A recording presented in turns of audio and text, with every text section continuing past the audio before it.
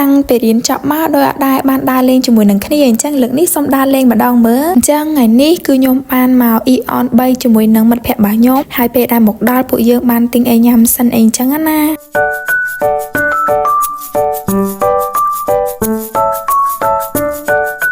អំពូមីងមើលមុខក្មេងម្នាក់នេះហ៎ក្មេងម្នាក់ហ្នឹងរឹងណាស់ហើយអត់ទិញបាយញ៉ាំទេបើអាចវាយមុខគេបានណាវាយឲ្យផាច់ហ្មង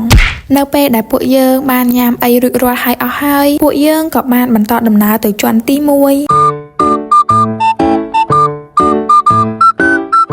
មិត្តភក្តិខ្ញុំនិយាយពីថាចិត្តដូចគ្នាមកអ៊ីអនលើកណាក៏ត្រូវតែថតរូបនៅក្នុងបន្ទប់ទឹកដែរ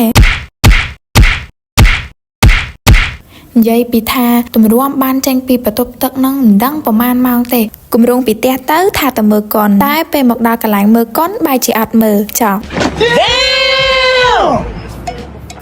ចុះឡើងយើងសម្រេចថាទៅអូសាំវិញហើយតែតើអត់គ្នាក្មេងដើររកអូសាំហ្នឹងហើយនេះមុខអ្នកដើររកអូសាំម្នាក់ប៉ិនសាហាវណាខ្លួនឯងអត់ស្គាល់ទីតាំងហាងគេនៅតាណាទេប៉ុន្តែសុកចិត្តដើររកហាងគេហ្នឹងហើយចង់ដឹងអូសាំនឹងណាមែនហើយឃើញមីងនោះកាន់ថងលឿងតែឯងទៅសួរប្រាប់ហើយប្រាប់ទៀតថាឲ្យទៅសួរគេ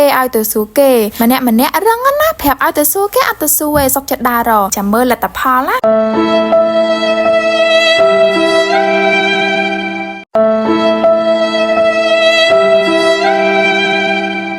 ទឹកមុខពេលអត់ទាន់រកឃើញហើយទឹកមុខពេលរកឃើញរៀងខុសគ្នា friend តែគ្រាន់ឆ្ងល់ថាអញ្ចេះខំដើររកហាងគេឡើងមួយថ្ងៃដល់ពេលរកឃើញអត់ចូលហាងគេ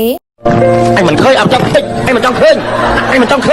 តាមប៉ាត់ទៅមិនគេអត់ទៅទេគ្រាន់តែអត់ទាន់ទៅដោយសារតែកំពុងតែរៀងតាក់ចិត្តជាមួយនឹងកន្លែងនេះសោះហ្នឹងណាតិចទៀតខ្ញុំតែថាដូចហើយ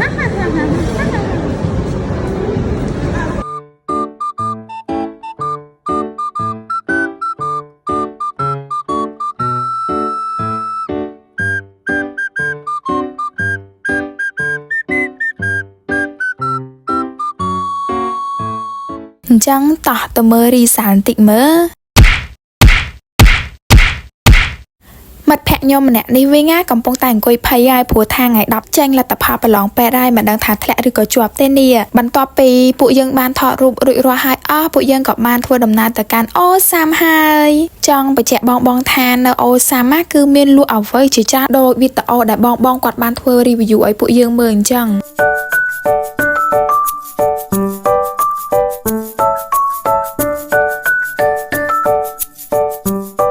តាមពិតទៅគោលបំណងមិត្តភក្តិខ្ញុំហើយនឹងខ្ញុំមកកាន់អូសាមនេះគឺដើម្បីលេងចាប់តុក្កតាដូច្នេះហើយគ្រាន់តែមកដល់កន្លែងចាប់តុក្កតាភ្លាមនាំគ្នាទៅទិញកាក់ដើម្បីចាប់តុក្កតាអីអញ្ចឹងណានៅអូសាមអត់មានកាក់អេគឺមានតែកាតអញ្ចឹងខ្ញុំបានកាតហើយតោះទៅលេងចាប់តុក្កតាជាមួយនឹងខ្ញុំ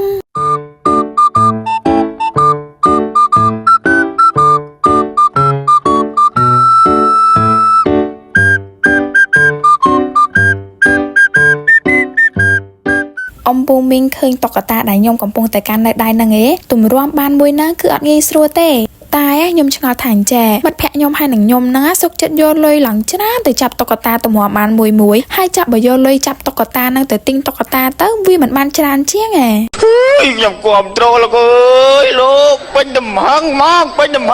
ងចេញពីកន្លែងចាប់តុក្កតាហើយគឺអត់ទាន់គ្រប់គ្រាន់ទេណាគឺបំតែទៅរកមកកន្លែងទៀតហើយណកឃើញទេថាអីចេះខុសឥឡូវនេះមកដល់ photo booth អីណាបើជ្រុលជាមកដល់ហើយអញ្ចឹងថតរូបមួយទុកជាអនុស្សាវរីយ៍ហ្មងទៅអញ្ចឹងបន្ទាប់ពីបានរូបថតម្នាក់មួយស្លឹកហើយពួកយើងដល់មកទៅផ្ទះហើយបាយ